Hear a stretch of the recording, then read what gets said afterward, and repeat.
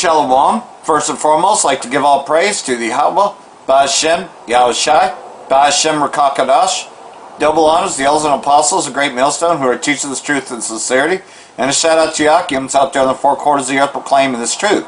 Bracha the Yahweh, Bracha the Yahushai, Ba'ashem Rakakadash, Bracha done. So, pretty much going to get into a lot of things, but I think everybody should know what the microchip is and what how it's being rolled out and what's leading to the mandatory microchip, which will soon be here via, Agenda 2030 and many other names that they call it. But nonetheless, though, that's what the mark of his name is, and it's being rolled out slowly but surely.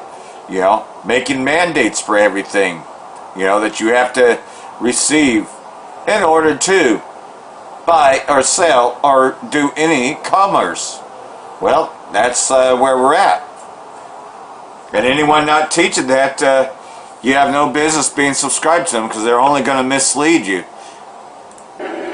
So hello everyone. And this is from GMS Watchmen, in case you didn't catch it. If not, just make a sign. As we enter the third decade of the 21st century, humanity faces so many issues and questions that it's really hard to know what to focus on. So I would like to use the next 20 minutes to help us focus. Of all the different issues we face, 3 problems pose existential challenges to our species. These 3 existential challenges are nuclear war, ecological collapse, and technological disruption. We should focus on them. Now, nuclear war and ecological collapse are already familiar threats, so let me spend some time explaining the less familiar threat posed by technological disruption. In Davos, we hear so much about enormous promises of technology, and these promises are certainly real, but technology might also disrupt human society and the very meaning of human life in numerous ways, ranging from the creation of a global useless class to the rise of data colonialism and of digital dictatorships. First, we might face upheavals on the social and economic level. Automation will soon eliminate millions upon millions of jobs, and while new jobs will certainly be created, it is unclear whether people will be able to learn the necessary new skills fast enough. Suppose you're a 50-year-old truck driver, and you just lost your job to a self-driving vehicle. Now there are new jobs in designing software or in teaching yoga to engineers. But how does a 50-year-old truck driver reinvent himself or herself as a software engineer or as a yoga teacher? And people will have to do it not just once, but again and again throughout their lives, because the automation revolution will not be a single watershed event following which the job market will settle down into some new equilibrium. Rather, it will be a cascade of ever bigger disruptions, because AI is nowhere near its full potential. All jobs will disappear, new jobs will emerge, but then the new jobs will rapidly change and vanish.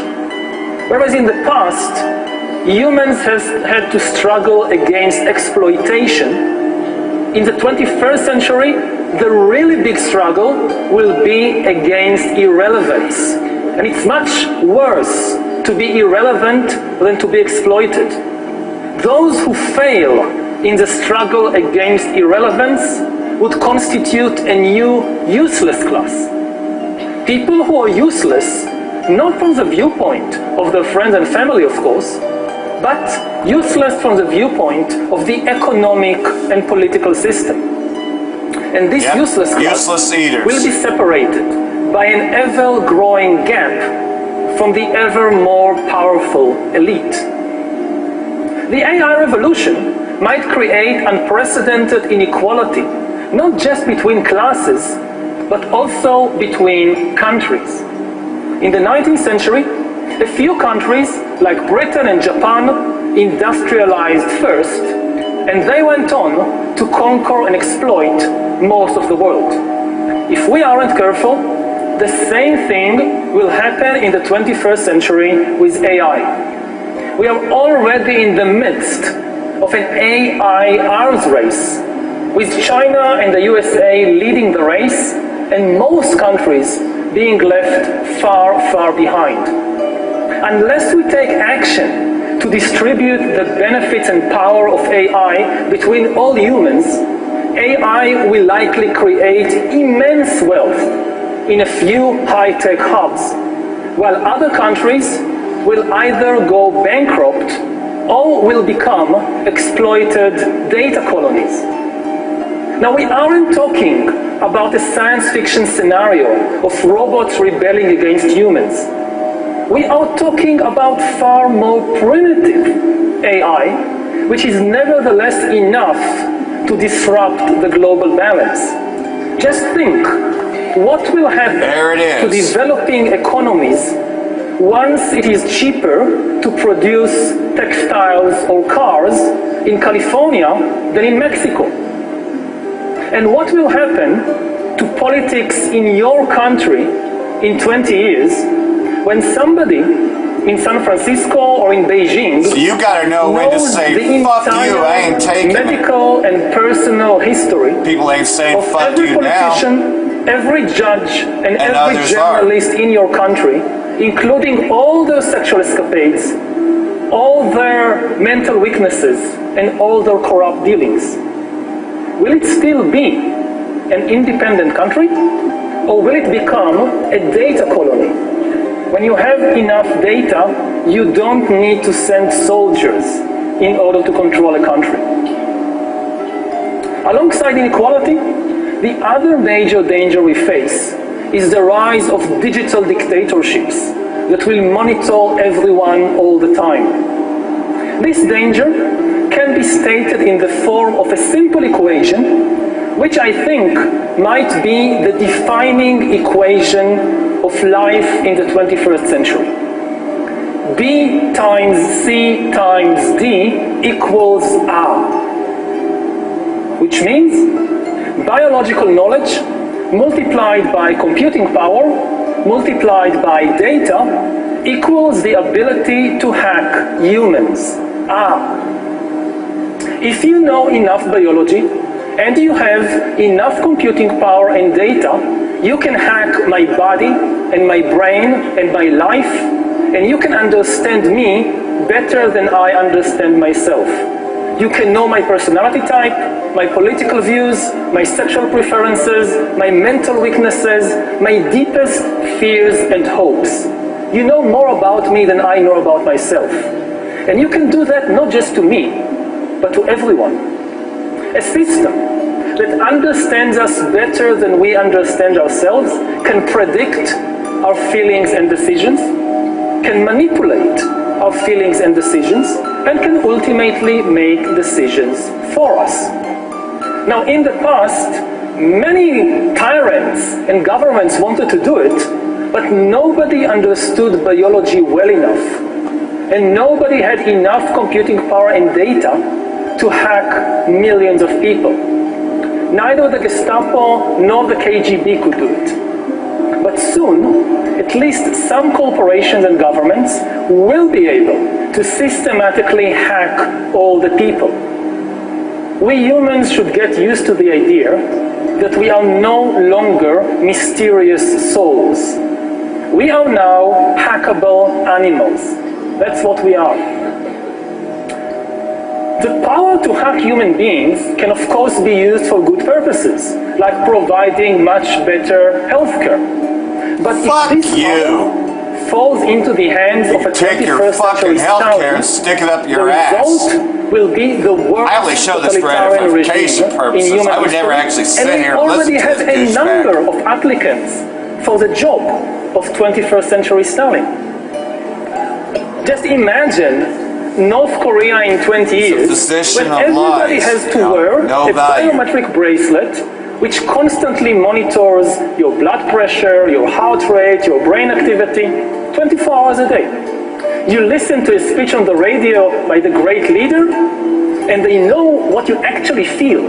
You can clap your hands and smile, but if you're angry, they know you'll be in the gulag tomorrow morning. And if we allow the emergence of such total surveillance regimes, don't think that the rich and powerful in places like Davos will be safe. Just ask Jeff Bezos. In Stalin's USSR, the state monitored members of the communist elite more than anyone else. The same will be true of future total surveillance regimes. The higher you are in the hierarchy, the more like closely you will be watched. Just like they're doing in Alcatraz. Would you make white people slaves? What do you think? I will. What you got coming to you, I Esau? just sit them someplace. Where? Like we have one side of the world and they have the other side, but just let them have a little piece of it.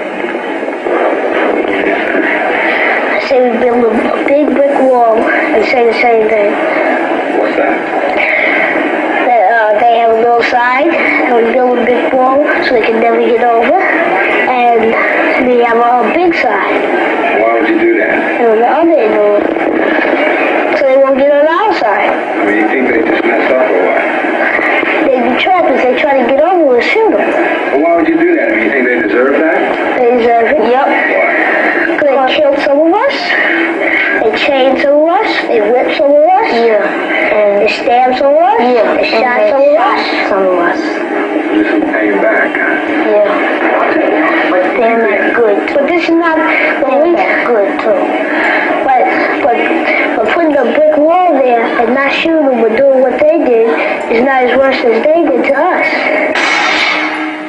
This is a vending machine gas station. This is crazy. Yep. Wait. Look. This is a vending machine gas station. It's so fucking cool. It is so cool. Yep. Continue. He's ready to receive his chip. Let's see what they got. They got all the snacks, cigarettes. Wow. Oh, they got everything. Snacks. Yeah, this is so cool. That is so cool. Go back. I don't need this. Is charged with starting the fire. Suvernieva is charged with felony arson and is also suspected in starting other fires throughout the state. Firefighters say that the Fawn fire is just one of an alarming number of arsons this year. As KCRA3's Lizzie Mitri explains, CAL FIRE says there have been more than 100 arrests so far. Yep. And you know that as well as I do that they're not paid to put out fires anymore, but they're paid to let them burn. It's a Rothschild plan of this woman, to burn 30-year-old California. Alexandra Suvernieva. CAL FIRE arrested her for arson shortly after the fire started last Wednesday. Really, it's alarming for us in the sense that, when there's people that are out there starting fires maliciously, it puts all of us at risk in California. Battalion Chief John Heggie says CAL FIRE has noticed an increase in arrests for arson in the state in the last 2 years. That's what happens when you lock people Numbers down going for a back year, to 2016 and the elites, show they know last this. year marked a big jump with arson arrests surpassing 100. This year, that trend continues, reaching 109 so far. What it's looking like as of right now, that we are on pace to match and potentially pass last year's arson arrests in California for CAL FIRE. Heggie says arson is one of the hardest crimes to prove. In the Fawn fire, investigators say they found the suspect on the fire's edge with a lighter after witnesses reported seeing her in the area acting strangely. Anytime that someone sees somebody suspicious and has a conceptual thought that they may be starting a fire, please, do the right thing, call 911, get the authorities involved so we can try to extinguish those fires and respond to that quickly to ensure that we're keeping everyone as safe as possible. He says people need to stay vigilant now, even as the weather gets cooler in these fall months, adding that's when California has seen some of its most dangerous and destructive fires. So they're not going to let off the fires. is not over yet.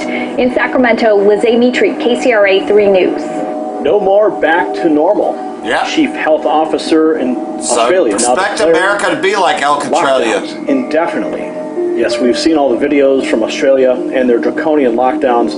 It's pretty frightening stuff. Now their health minister admitted on camera that the country is, quote, not going back to normal. Will we have similar measures here in America? It really makes me wonder. We're going to get to the details. Before I do, if you're new here, hit the red button down below to subscribe and tap that notification bell when you do.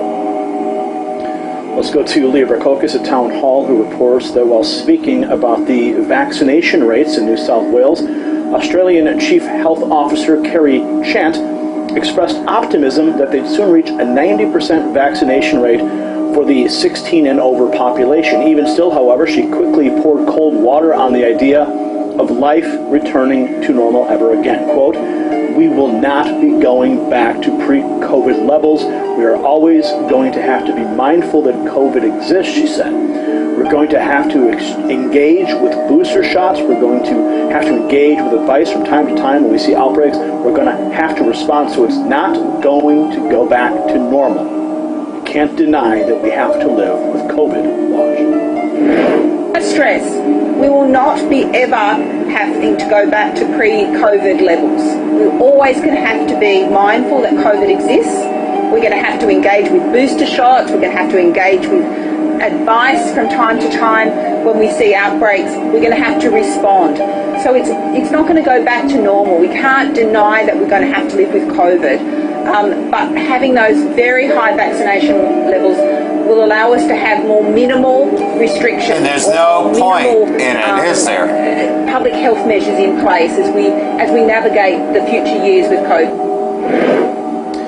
The comments came after violent protests over vaccine mandates for the construction industry rocked Melbourne, Victoria. Watch.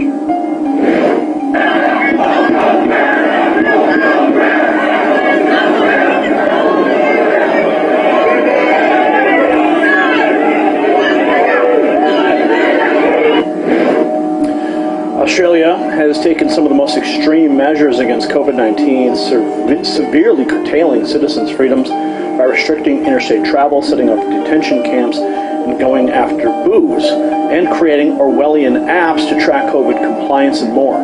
Some liberal writers in the U.S. have wondered if Australia can even call itself a democracy anymore. This is Dapu 7. We have a situation in New York where the new dictator in power that has took over there is stating that thousands of people are about to lose their job. And not only that, they're about to be replaced by foreign workers.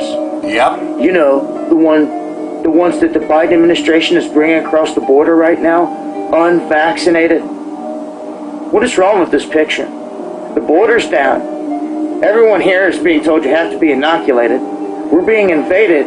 No one seems to care. They don't have to be inoculated. The leader of the regime in charge right here wants to take everybody's semi-automatic weapons and firearms, yet just armed the Taliban to the teeth.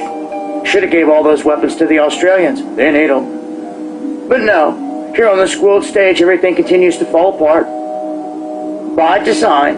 And here in the United States, it's just that. If you've been sleeping and you have no idea what is going on, this is part of a plan. Okay? The Secret Destiny of the United States of America. There's a good book out there by Manly P. Hall that talks about all the secrets behind the scenes of what the Masons have done, and they left their footprint everywhere, all over D.C. when they built it. And all of this is going to come down like a Building 7 that was never hit by a plane. Why? To bury any dirt. Yeah. What do you think D.C.'s full of? Yeah, Cheyenne Mountain is just ready for them when they so choose. With all the talk of power outages coming and potential long-term internet outages, and we know it's all coming. We know we're in what they call their Great Reset. What do you think is going to happen? Is this all going to go away tomorrow? No. I'm a realist. I face the fire, and I see what's coming. And I've been screaming at you people party like for a it's long time. 1999. They're running people out of the hospitals en masse, and they're starting in tyrannical NYC, hoping the people can rise to the occasion and oust the corruption. But in the meantime, the corruption is going to be ousting the people, left and right, especially from the hospitals. And we need you. We need the doctors, we need the nurses, we need the medical staff, we need people that can sew up soldiers and deliver babies and all that stuff. We need you. But in a time where there's more job opening than there is even people willing to work, the people needing to find a new job, they're able to find it, fortunately, in this atmosphere. So if It's you just want not to what fuck they've up your body dedicated to their life do and all it. the training to do it. Now, they may be able to go to another state, another hospital, and find that job. But I'm telling you now, the people are leaving en masse. Look at this one hospital, they're saying up here in New York, this NWH may be firing thousands that refuse to get this jab. And that's the new dictator in charge in NYC or in New York has said, we'll bring in foreign workers to replace you. It can be difficult and time-consuming to apply for that's who's FEMA really aid, running but as Meg everything. Ferris explains, FEMA. the U.S. Department of Homeland Security wants to make that process easier, especially in underserved communities. Just like we told you, man. When there's a FEMA will always disaster, be there. it's churches like First Baptist in Golden Meadow, or organizations like the Urban League of Louisiana that become a lifeline to people they know. Our focus here at the Urban League of Louisiana has been to get resources and information into the hands of people most in need. So Marcus Coleman is in town from the U.S. Department of Homeland Security to make sure there's a strong connection between FEMA and community nonprofits to help IDA victims navigate the recovery process. Faith-based community groups, they're in communities first, they're in communities long after all the natural attention leaves. As the director of the Center for Faith-Based Neighborhood Partnerships, his team coordinates deploying FEMA workers to local events so they can assist people in need of disaster relief. We also have a team of applicant services specialists that can help triage people that have specific issues with specific cases. This is a two-way street. His office also wants to know where the need is greatest. The communities that the Urban League of Louisiana And we tell you not to go to FEMA, to not go to I could be Esau talking either. about Hurricane Ida just as easily as I could be talking about Monday. There's not much difference between the challenges that the communities that we serve face. Yes, recovery takes a long time. Right now, FEMA's working to get people housing, and so far has inspected 200,000 damaged homes. I'm sure they are. You can check out anytime, $620 but you million can in never grants leave. directly to people who've been affected. That money is helping people with temporary rental assistance if they need to relocate, basic home repairs so homeowners can continue to live in their home. One thing that's not lost on me and shouldn't be lost on the country, we're talking about multiple compounding disasters, and from a mental and social and emotional health perspective, Just expect it's very everything to look important that we like continue to be there. FEMA, military, Department of Homeland Security. Meg Ferris, Eyewitness It's News. going to be locked down like Alcatraz. Here's more signs. Activity of the Cumbre Vieja volcano continues to intensify. Explosions have increased in the last hours, generating powerful shock waves. Note the shock wave in the video. New evacuations were ordered for the Tajuya areas and the rest of Tacan. Firefighters on the Spanish island of La Palma have retreated due to intensifying volcanic explosions. The Cumbre Vieja volcano started erupting. They want to make Sunday, sure that with you've thousands received evacuated the and jab in order to get out. 350 homes destroyed. On Friday, authorities in 3 more towns told residents to evacuate. A thick plume of smoke now extends 4 kilometers, 2.4 miles, into the air with a number of flights in and out of the airport canceled. No fatalities have been reported. Volcanic activity increased on Friday, and Spanish media is reporting that a new vent has opened up, causing lava to flow. A social media post from the La Palma Fire Service said firefighters have withdrawn from the area due to the intensification of explosive phenomena. The firefighters had been conducting preventative work in Tadoc neighborhood. Some 1,000 people in Tajuya, Tacan de Abajo, and Tacan de Arriba were told to evacuate on Friday due to the intensifying volcanic activity. See? They want you to run to FEMA for help.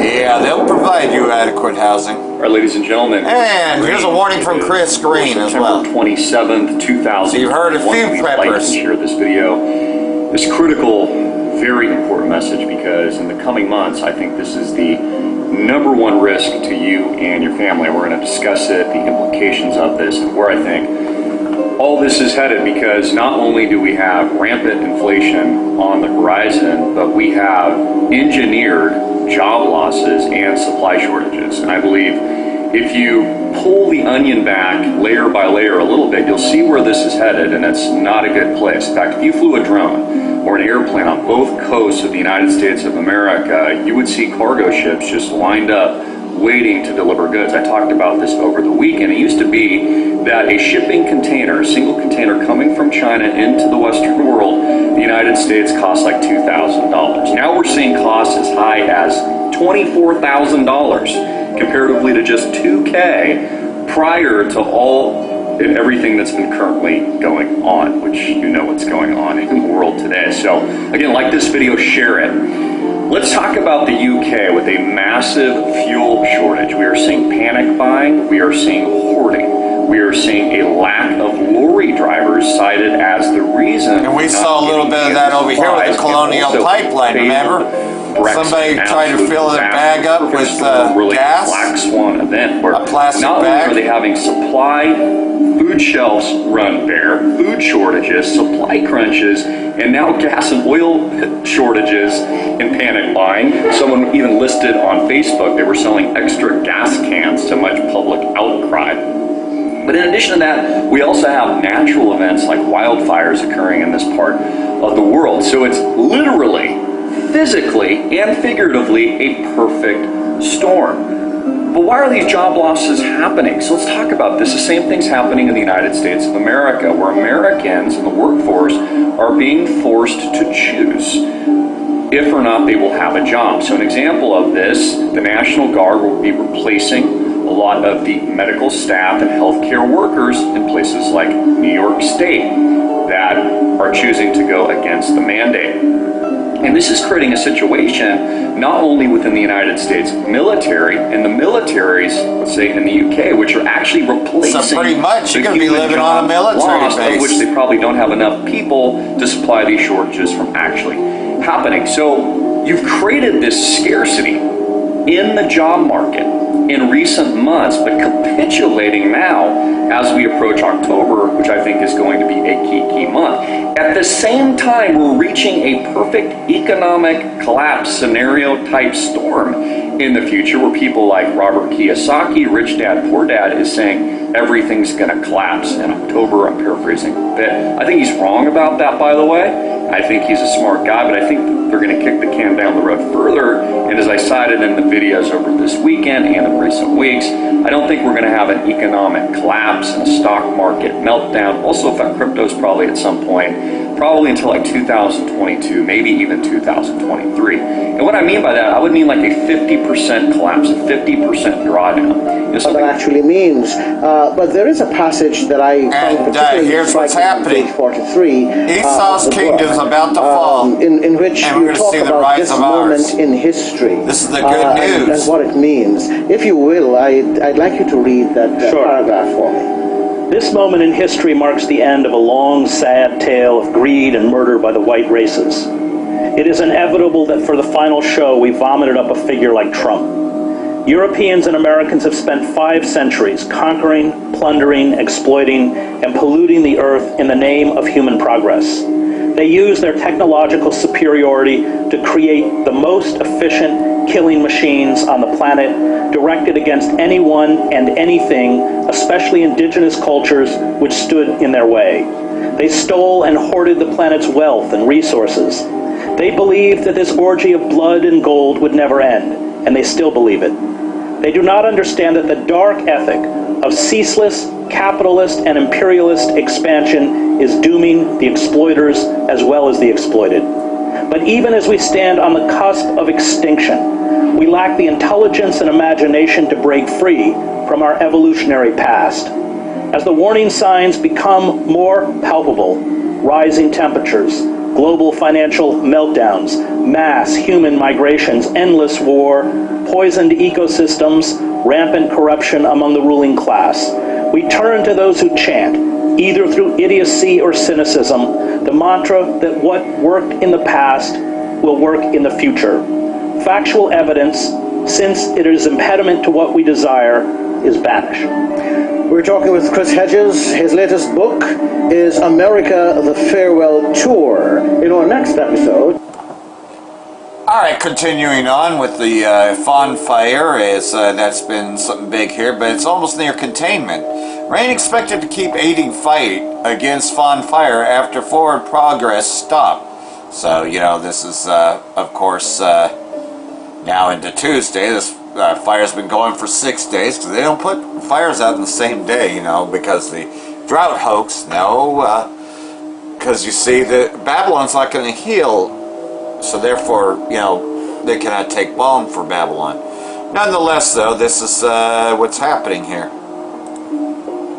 The rain seem to be working in our favor? Well, Tamara, thankfully, yes, this rain is working in our favor, and it may not be much, but it is just enough to help CAL FIRE increase these containment lines. Now, the Fawn Fire is 50% contained, has burned 8,559 acres, and as of Monday afternoon, that's the latest we have for you guys, but over the weekend, CAL FIRE was hard at work, increasing dozer lines, controlled burns, and water hose lays, and what you're hearing is a CAL FIRE truck passing by right now. And now that cold front is moving in with some rain and cooler temperatures. This will be very beneficial in increasing containment lines. So, you know, the rain will always help. If we get some moisture over the fire, that's going to help the efforts. That's going to lessen that fire activity. Along with the rain conditions that we could see, we're also going to see a change in our relative humidities. So we're also expecting those relative humidities to go up. So that'll also be a positive in lessening the fire activity that we're seeing now. Now, parts of the North State are in a red flag warning, but that is not the case for the Fawn Fire area. We are expecting gusty southwest winds, which could impact the northeastern end of the Fawn Fire. But CAL FIRE says they are pretty confident in those containment lines they've been building over this past weekend. For now, reporting live from the Fawn Fire, I'm Cassandra Gutierrez, the North States News. It's all theater. Joe Biden staged COVID booster on mock-up setup, complete with fake outdoor background. So, it was all staged. See? It's all fake. It's all bullshit. Joe Biden received a COVID booster shot in front of a live television audience in a soundstage with a fake White House backdrop. So it's fake. We are helping. We're doing more than every other nation in the world combined. We're going to have well over 1,100,000,000 shots, and we're going to continue going. We're going to do our part. We've also given a great funding to COVAX, which is a vehicle that does this. So we have plenty of opportunities to make sure we get everyone in the world to play our part. The largest. Maybe I'll just use this as a thumbnail in this video. Haha. And if you clicked on this video, yeah, you'll see it as a thumbnail. What a joke. I'm going to save that image. That's going to be the thumbnail.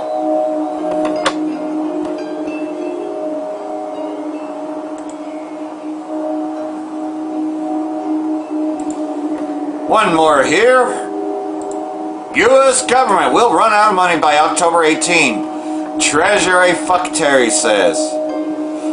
Treasury Secretary Janet Yellen warned lawmakers that the federal government will likely run out of cash and extraordinary measures by October 18th. So there we go. Unless Congress raises the debt ceiling. So here it comes. The new estimate from Yellen raises the risk that the United States could default on its debt. So here we go. This is the month to watch out for.